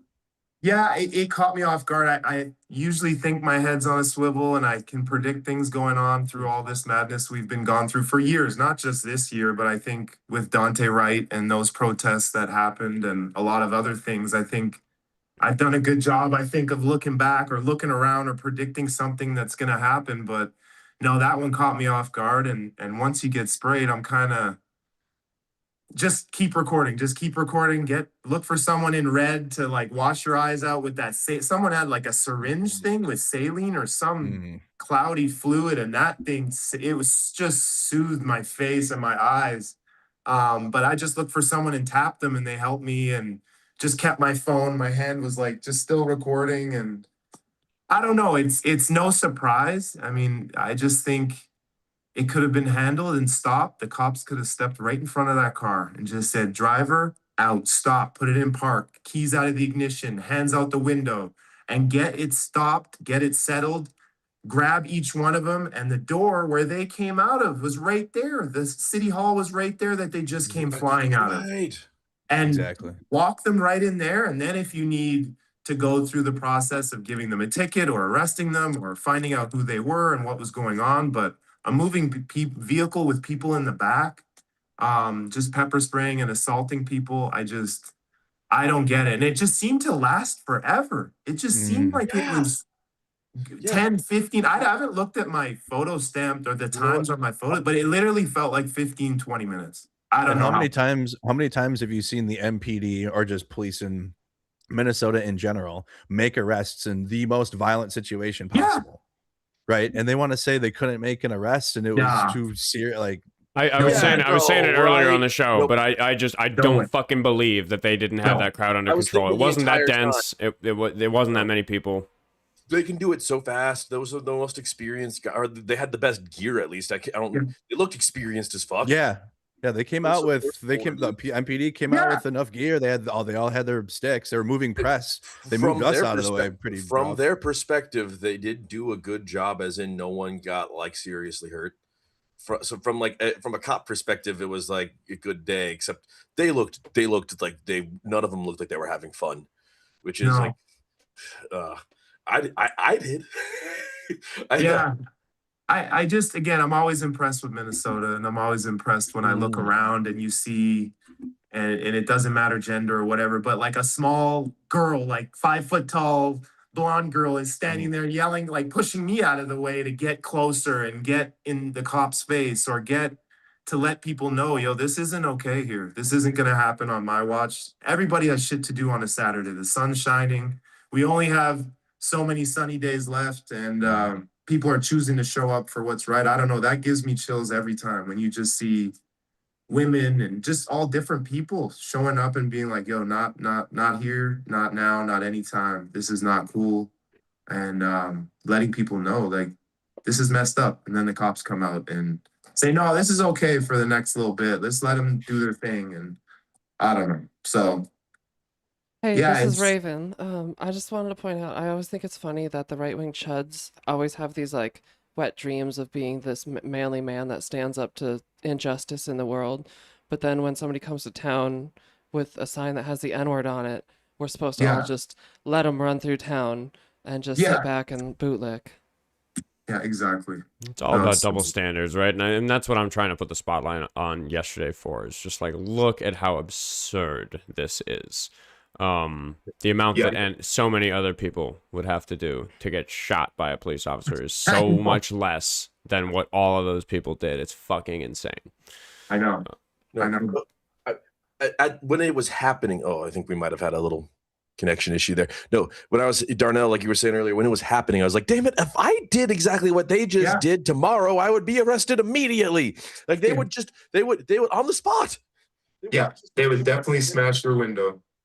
And I think part of it, as I was saying earlier, though, I think that their plan was probably just like they thought he was probably going to drive by on the road. They were just going to be like, look, get him out of here as fast as possible, make sure as little as possible happens, and then arrest everybody later if possible. Yeah. And then like everything went to shit, and they were in a situation where they could have arrested him, and they were like, just follow the original plan, which. I don't know. They should actually, if anything, city council should put like bollards around, which is what they call the things that go into. Yeah. Here, I'll use the marijuana thing as an example. They go into the ground so like cars can't drive by. Yeah. Because they probably should get those there. I like that vocab word, bollards. It's a very British fun, right? word. It's a good. Yep. Right. It might be French even. I just think they use it over there more. But yeah, like I mean, like going between the concrete benches that like almost act as like some kind of protection of like vehicles to the building. It's just like I don't know. I was flabbergasted by the lawlessness I mean, especially when you see a weapon in the hands of the driver. And these police officers have their fucking backs to the window. So I'm like watching the footage. We're like right behind this officer. There's a dude with a gun driving a car through a crowd of people. And he's just there like, you know, looking for protesters who are just like people yelling at him. It's fucking absolutely crazy. And again, it's down to the protesters with voices. You know, it's always maybe not many whistles this time, but it's usually voices and whistles. And that's what they're worried about. But they're not worried about the people pepper spraying, driving a vehicle, armed, you know, people. They're worried about people with voices screaming and yelling and saying not in our city. But yeah, it was disappointing. I think, again, there's always a small part of me that thinks, okay, this is the time. This is the time I'm going to be like, yo, the police did a good job. Or I'm glad they did this. Or I'm happy that they said, guys, we got this, and grabbed the driver and like did something right. And they had so many of them that you're like, I don't know. It was pathetic. That's what I was telling him. I was yelling at him. Like, I usually don't say anything to the police, but I was yelling at him, calling him pathetic because they responded more to that to protect Jake Lang than they did to protect anyone during Operation Metro Surge. Like, if anything, they helped. We got to remember, especially in North Minneapolis that night, when the feds shot, I forget his name now because so many more names have taken place. But they shot him through the door, and which ended up being a whole lie anyways, and they're in trouble now. But the response to it that night, you know, and the state police, MPD, assisted ICE agents were tear gassing and flashbanging people as the ICE agents were leaving. So, you know, it's a pattern. It was the same thing when Alex Preddy was murdered, when everybody showed up and ICE was there still terrorizing people for the next few hours. MPD shows up, and I was with these older people, and I'm telling you, they had knit hats on and the knit mitts, and they're probably neighbors from the area. And they said to me, oh, look, the police are here, thinking it's a good thing. And I kind of for a half second did the same thing, like, oh yeah, they're here. Now ICE left. No, they came and started tear gassing people right on East Street there, right where everything was happened during the day. And ICE terrorized everybody all day.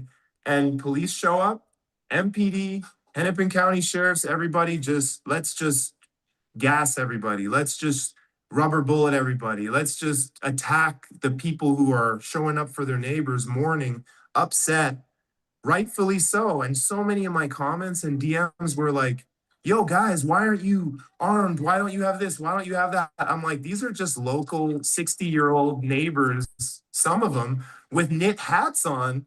Right. That's why they're not. They're shocked that the MPD showed up and attacked. So it happens over and over again. And it happened again with Dante Wright when I was outside of that police precinct, when they were shooting flat like into people's apartments. And it was right. Yeah, that was insane to see. I couldn't believe that. Like tear gassing into the apartment buildings, like across the street, over the protests. Well, into the protests and over. We're getting sick in the apartments. They had kids in the apartments and all that. I again, it's just over and over and over again. But there's still that fucking 1%, unfortunately for me, that I go, they're gonna do it right this time. They're gonna do it right this time, and it just never comes. It's never unfortunately happens. But yeah, I mean, I could go on and on. It's unfortunate. I did catch. After I calmed down, after things settled down yesterday, I did walk 3 blocks. I was going to my car and I saw 3 police officers by a car, all fully geared up and everything. And I said, with my hands up, I said, excuse me, I have a question for you. I said, what if and went and did the same thing? And I thought I hit record on my phone. I was talking to them like this and I didn't hit record, but they said,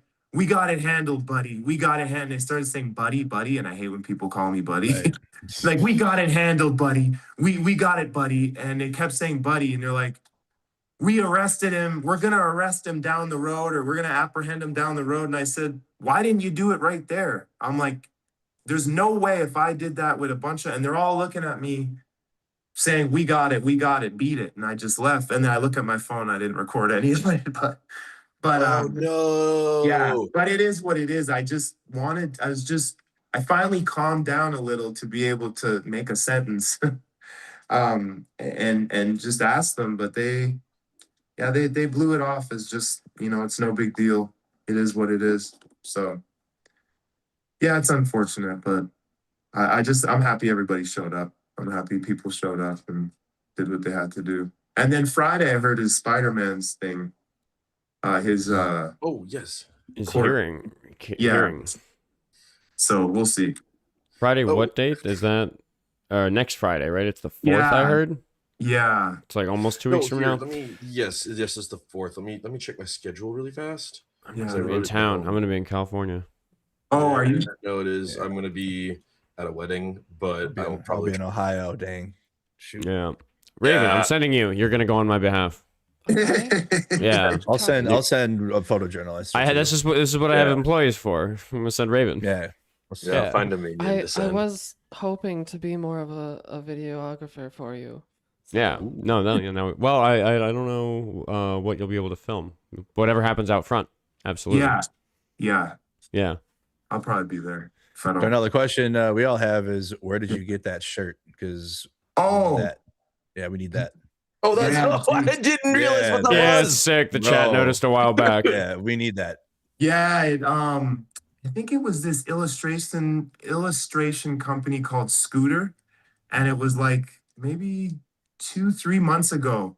If you go to Instagram, I think it's Scooter, but the 2 O's are actually zeros, so SC00TER. But he, I can send you the link. But I don't know if he's still selling them, but it's awesome. I know it's a really cool shirt. I'm like, I gotta get that. I have to get that shirt. But yeah, he released it a few months ago. Like a small little release. Yeah, that is the right energy. Yeah, no doubt.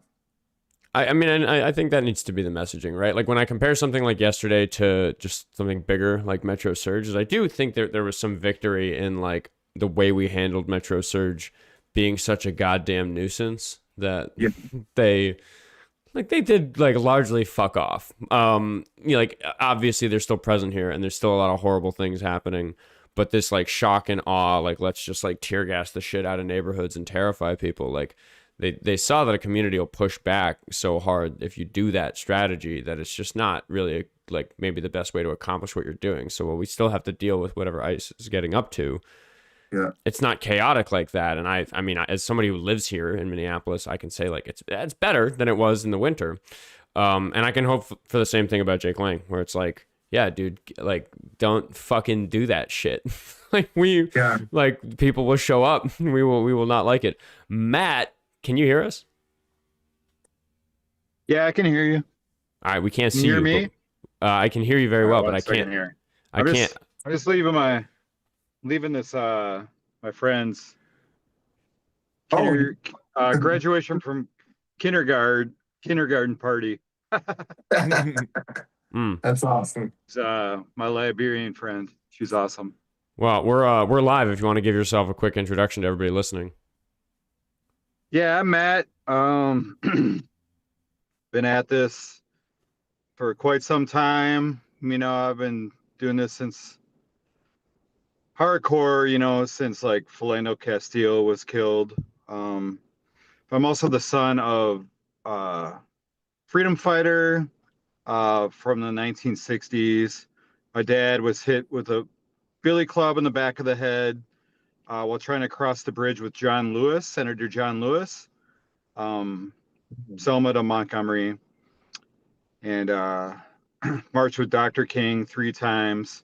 Was pelted with rocks in Chicago when he was marching with Dr. King on the March Against Vietnam. And he was marching with his buddy from Trinidad, and they were really targeting him with the rocks. And my dad said he protected him with his guitar. But my dad would lead freedom songs during the civil rights movement, and he was kind of a mogul. That's amazing. My dad's from Trinidad, by the way. I didn't know if you knew that. Oh, cool. But yeah. Oh, cool. Oh, I didn't know that. Yeah. Right on. Yeah, that's crazy. Nice. Wow. I didn't know all that actually about you. Yeah, I hadn't heard that much lore. But with like 10 minutes left before we have to wrap for tonight, what the fuck happened to you yesterday, Matt? How'd it go?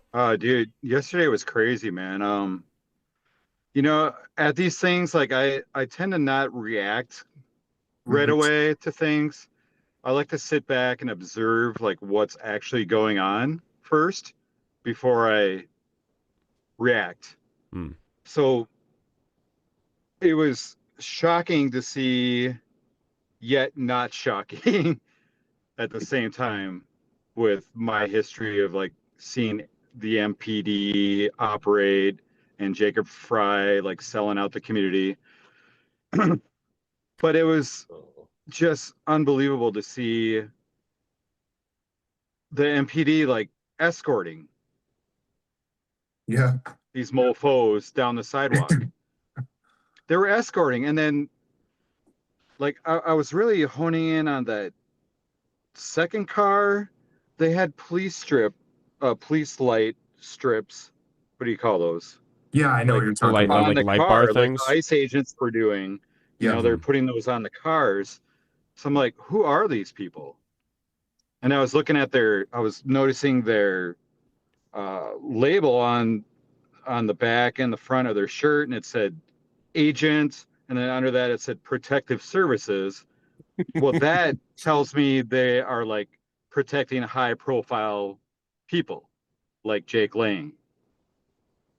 Yeah. But how the hell did MPD allow somebody that's not a real police official, supposedly, to bear mace the shit out of all of us? Yeah. Yes. How much Like, did you they were catch a just good amount of mace? unloading the whole can. Yeah, how much did you get? Yeah.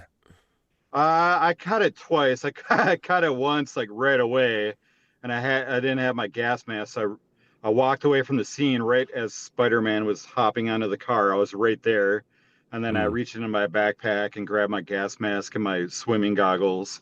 And then I went right back into the scene. I got some great footage of Jake Lang, like, from like 2 feet away. Yeah. And yeah, it was.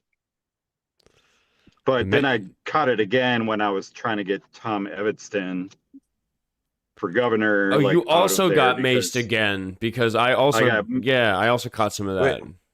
Wait, Yeah, I caught this that involves really good. Tom? Well, so Tom got maced on his way out. So like I got maced like I got maced like Yeah, half some a dude dozen came up and times. maced him. So We got a when great I picture of it. finally was feeling better, I'm like walking past Tom Evanston as the big crowd is forming around him, and somebody maces him from the other side. So I get caught like in the crossfire, and I'm just there like, oh, fucking perfect timing. I just got my sight back, and now I get maced again. But yeah, so I got that little kick in the pants at the end too, Matt. Yeah. Fucking lame. Yeah, we were Man, talking. It's mind blowing. Like, so you've probably talked about this, but how in the hell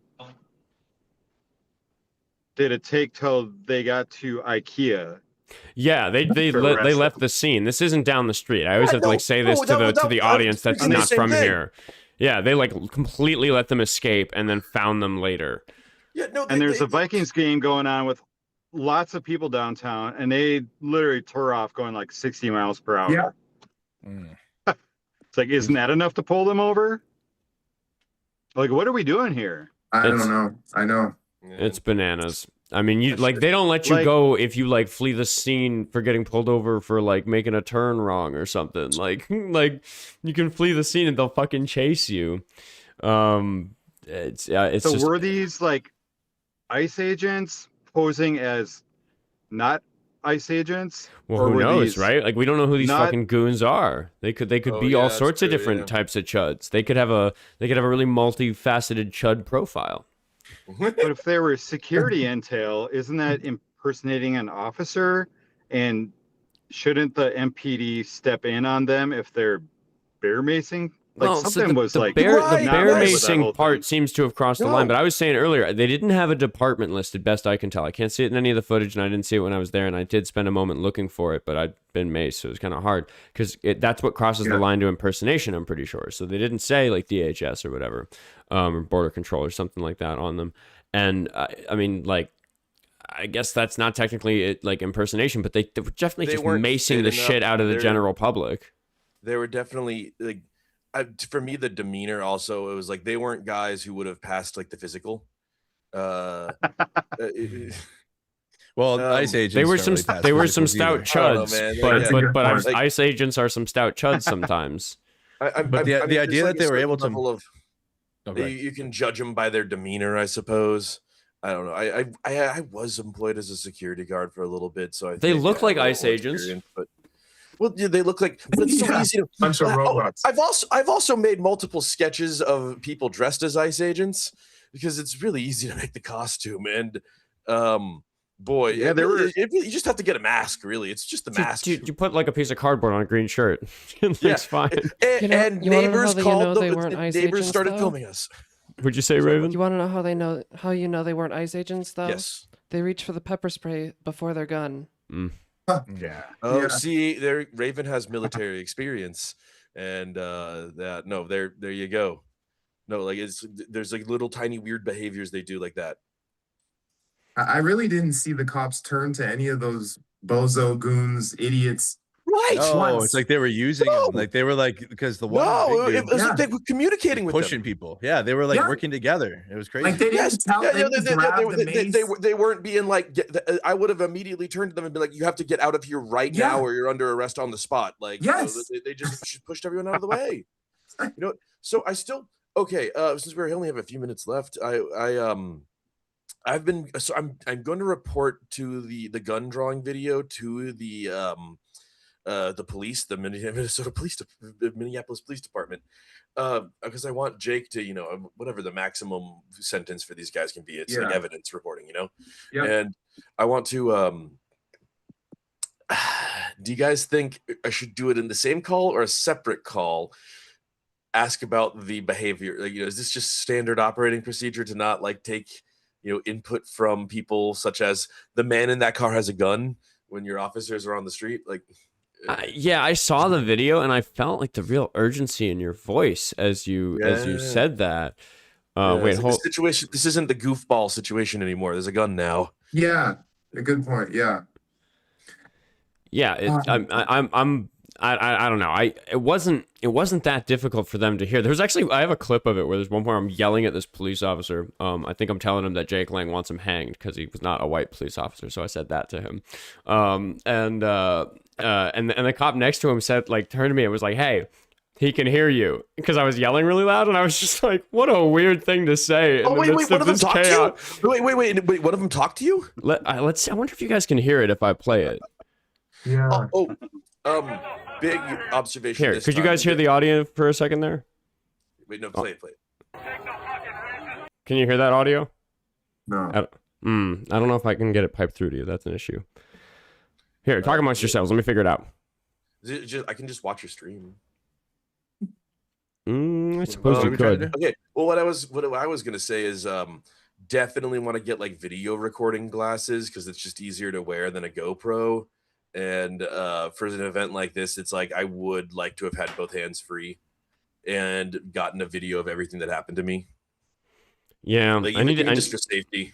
I need to get some gear. I need a setup for going to this type of shit. I'm still going in a damn t-shirt. Darnell, what are you? Do you have a gimbal or something that your camera's on right now? I don't have. Oh, me right now? Yeah. You want to see my setup? Look at it. Yes, I do. Look at my setup. Wait, what? This is a jar change and actually, I just got these. These are those glasses you were talking about.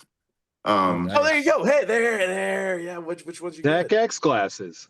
Yeah, pretty much. No, they're like those Ray-Ban that can record and shit. I just got them. But yeah. No, his phone is face tracking him. That's what's going on. My phone's sitting in a container of change, just angled this way. Yeah. You look like handsome Squidward, and like if I were your phone, I would be like, ooh as well. So if anyone knows where I can get a really big wooden cross, like I think that could come in handy at the next protest. Oh my god. Oh, that's a great idea. Actually, no, that's actually a really good idea. I don't think there's any context in which we want to have large crosses. Yeah, on our I don't know. flag. I'm not. Well, no, I'm it's with like, Raven on this one. I don't know if I co-sign this. Actually, yeah, I hadn't thought about the potential other symbolism. I'm just kidding. Lowercase t's. Lowercase t's. Oh fuck. All right. With that, I'm gonna have to kick the panel and thank everybody for the donations that came in throughout the stream because we're running out of time and I got to do my members only stream. So thanks for fucking talking about this. Yeah. I'm gonna keep pestering the general public about the fact that yesterday happened because it's pretty fucked up. So thanks for all your perspectives. Yeah, thanks for the invite. Watch your eyes. Yeah.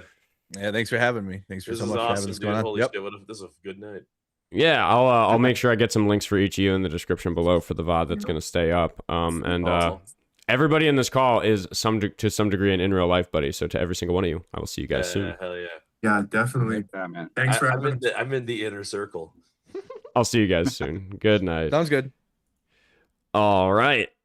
How fun. Wow, what a cool it's like shitty when stuff like yesterday happens, but the community around it is really neat. It's like cool to make friends along the way. Some of the people in that call I knew before all this, some of them more recently, some of them are people I knew on social media and then got to know in person. So it's just really sick. I am gonna race through the donations that came in through the show throughout the show because I want to reward the people who are still here at the end, definitely. But that was one of those shows I didn't really feel like interrupting. Rogue Ghost started with his monthly member message to say, I never realized what a literal chode Jakey Lang is. Yeah, he a bitch. He like an actual little bitch. The joke I've been telling is that when you see pictures of him on your phone, it turns out that they are actual size. And he just looks like that in real life. He's this big. Light Blinded Fool sent $10 to say, W Oscar for your commitment, but you didn't need to get maced for us to know you're spicy. Yeah, I was very spicy yesterday, in lots of different ways. Not always, but lots of different ways. Poopy Bum sent $10 to say, I finally caught the evening show. Good stuff yesterday, Oscar. W Spider-Man as well. Yeah, W Spider-Man. Free Spider-Man. # free Spider-Man. I am bummed I'm going to be in California for his court date. So Raven will be there on my behalf.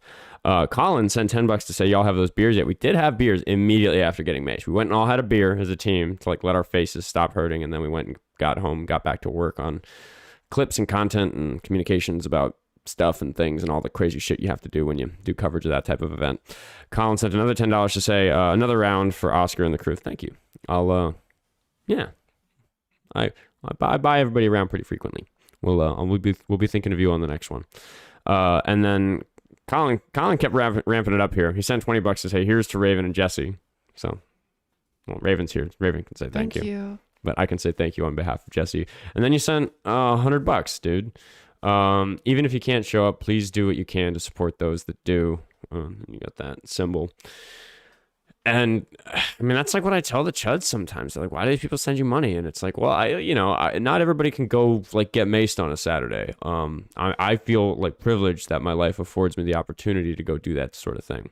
Maybe that has to do a little bit with like being in good health or like being, just the right type of person to go do that sort of thing or whatever it is about me that makes me able to do that. Like, not everybody can do that. Not everybody lives in the right place. Not everybody has the skill set. Not everybody's knowledgeable about how to deal with those types of situations. So if like supporting what we're working on here, is your way of contributing to that to me really honors what I'm doing out there. So thank you.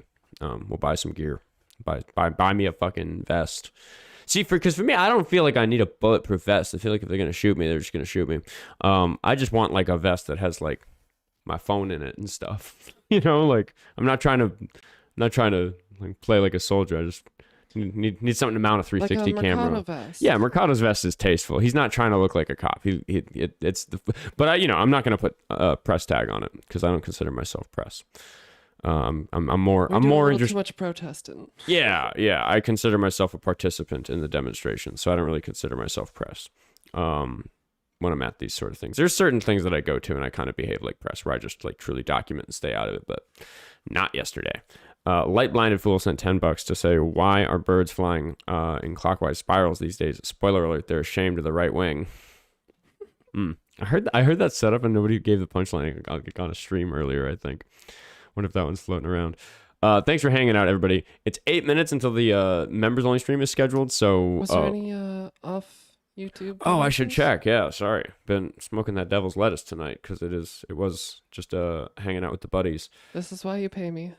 This is among the reasons that I pay. Oh yeah, I think Lucky Phil just sent me a donation. Oh, this one came in before the stream, but Joshua sent $1 to say Kronos Taco Fun, which is a Discord joke, and then Lucky Phil sent $5 to say enjoy the evening members only streams. I'll be a part of the VOD squad because life, W activists, especially Spider-Man. You link to a thing saying he has an event coming up. You're attending and reporting back. Yeah. I do have a scheduling conflict with that, but I'm gonna try to work that one out. And Poopy Bum sent another $10 on YouTube to say very interesting stream. Have a good night, Oscar and Raven. Yeah, we're gonna get to the members only stream. So if you're a paying monthly member, you'll be able to keep watching. No guarantee we'll be on at 9. We got a couple things we need to do to get set up for that. So we'll be on when we're on. Anything you want to add before we cut this one, Raven? I think you pretty much got it all. It was Jake Lang a quite a bitch. day yesterday. Jake Lang's a bitch. Jake Lang a little itty bitty bitch. Very, very adorable little itty bitty bitch. I'm glad I got to participate in the final chapter of the trilogy known as Jake Lang getting his ass beat out of Minneapolis. Cause he a bitch. Cause he a bitch. He a bitch. Anyway, I think that's the story for the night. Aussie Kitty, thanks for sending a gift membership. Whoever you just sent it to, I will see you soon. Who's that? Lisa. I will see you soon, Lisa. We'll be on as soon as possible in like 10 or 15 minutes.